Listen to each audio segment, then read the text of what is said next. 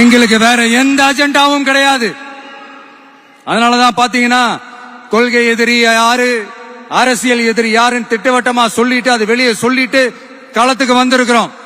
அதுல எந்த விதமான குழப்பமோ எந்த விதமான ஊசலாட்டமோ எதுவுமே இருக்க போறதில்ல. இந்த விஜய் சும்மா எதையும் சொல்ல மாட்டான். ஒன்னு சொன்னா அதை செய்யாம விட மாட்டான். அது மக்களுக்கு நல்லாவே தெரியும். அப்புறம் ஒரு அதிசயம் சொல்ல முடியாது, இது ஒரு கண்டுபிடிக்க முடியாத ஒரு உண்மைன்னு சொல்லலாம். அது என்னப்பா, அது தற்குறியா?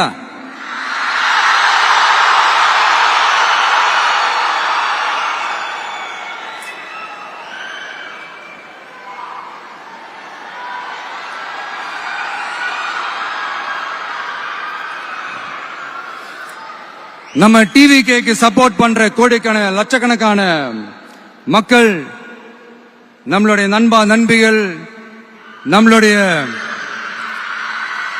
ஜென்சி கிட்ஸ் எல்லாரையும் தற்குறிகள்னு சொல்லி வாங்கி கட்டிக்கிட்டு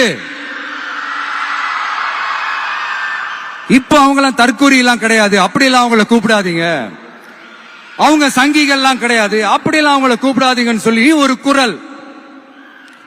யாருடா அந்த குரல் அப்படின்னு பார்த்தா,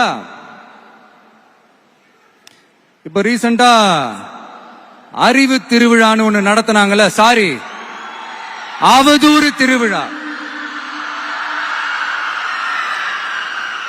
அதுல அவங்க தலைமையே குழப்பற மாதிரி, அறிவு கண்ணை திறந்து வைக்கிற மாதிரி ஒருத்தர் பேசியிருக்கிறார்.